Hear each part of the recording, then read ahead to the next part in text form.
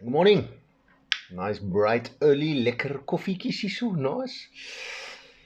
I nearly forgot to do my dance or just now, but it is fortunately ready. So as I'm doing my morning thing, I've had some interesting messages for me over the last few days, and obviously, as I do every day, I share them with you. And this morning, God comes around and He speaks about the decisions that we need to make. More importantly, the difficult, the hard decisions that we need to make, the ones that we struggle to make, the ones He sometimes makes for us, the ones He sometimes makes without us even realizing. And these things require, when it comes to the difficult decisions, it requires two main things, I feel, and that is wisdom and the courage to make the decision. And both of them, fortunately enough, we kind of learn along the way of life. But fortunately, we can ask them of the Lord. The Bible says in Matthew chapter 7, verse 7, it says, "Ask and you will receive, seek and you will find, knock and the door will be open to you." So we learn two things from this verse, and that is, again, where we need to talk, i.e., praying. We need to pray, ask of God. We need to pray, spend time in His presence, get into praise, get into worship, spend time with Him, and then something that we've said a lot, something that has come through a lot, and that is taking action, doing something, getting up, walking.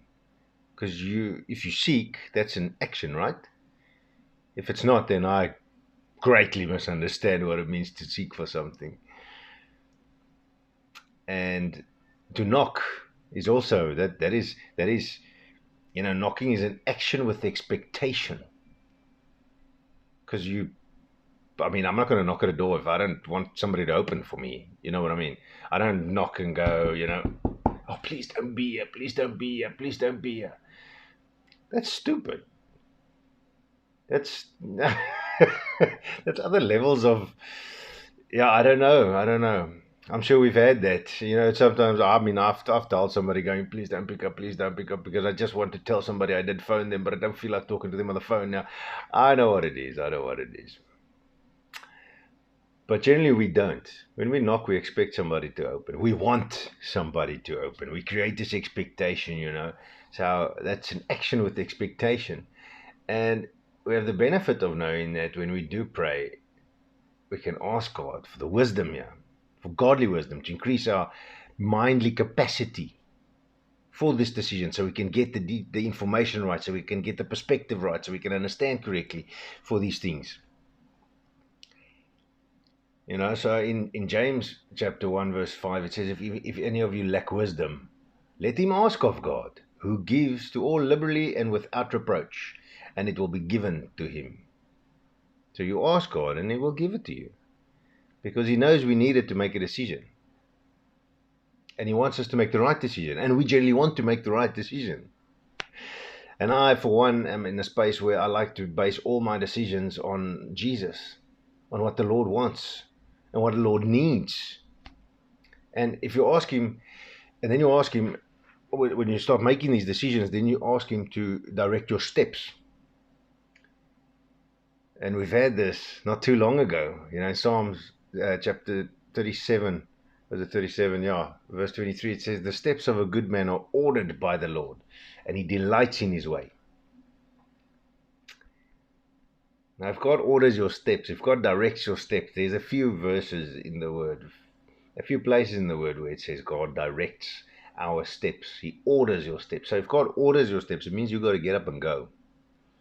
That's like your boss telling you, "Go do." You don't question it. You have to follow the instruction. Now, if you can follow the instruction of your boss at work, or your manager or supervisor, if you don't like the term boss, man, if you follow what your dad asks of you, if you do what your mom asks of you, or tells you, let me rather go tells you, because this is an order, and an order is something you have to do. If you can follow orders of your parents on earth here, how much more do we not want to follow the steps of the one who can save us, the one who can let us grow, the one who can take us into these phenomenal, fantastic places.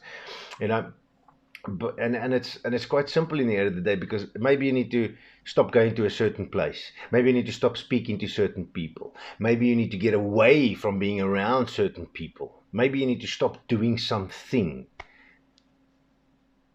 And sometimes it's difficult. Maybe you do something that you thoroughly really enjoy doing, but it doesn't bring out the best in you. But things have to change. You have to stop it, because maybe you need to start going somewhere else. But the important thing is that we can remember here is that these things aren't permanent. It's temporary things. Sometimes you need to just change places temporarily. Sometimes you need to just to stop doing something temporarily. Sometimes you need to maybe just start doing something different or new or something temporarily. Because there's some form of shaping that needs to take place for you to then continue doing what you're doing. But if things aren't changing, it means you also staying the same. Change is the only constant. It's the only thing that continuously happens. The only thing in our lives that remain the same is God. Because God is always the same yesterday, today, and tomorrow.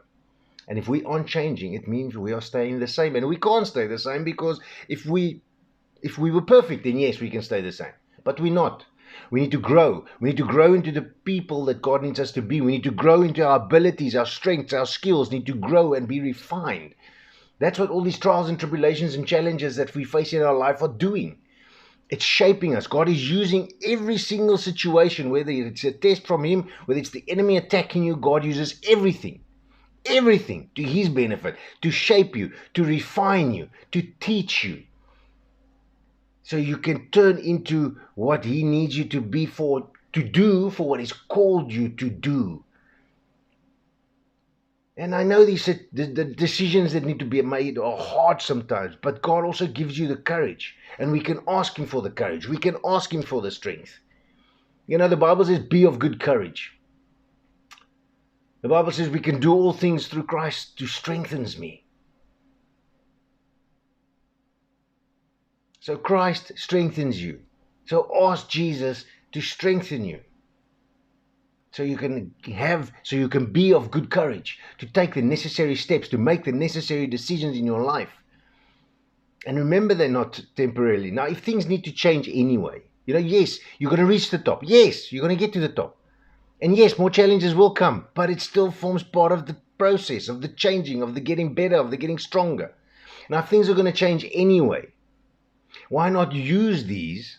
Why not use these changes? Listen to this, and I'm an opportunist, right? Why not become an opportunist? Why not seek in all these things a way to increase yourself, to better yourself, to get stronger, better, faster, more intelligent, wiser, get more courage out of these things, find more strength out of these things? Why not use it to grow if it's going to change anyway? Because then the next one is going to be better and easier and to our benefit. Man, God uses all these things to help you grow, to shape and refine every aspect of you for the duty He's called you. And man, what an amazing product you already are. And man, what an amazing product you are becoming. What an amazing product you're going to be. I hope you're getting it this morning. Oh man, let God give you wisdom. Ask Him for wisdom. Let Him give it to you. But sit down and ask Him. Let God direct your steps and watch what He's going to do in your life.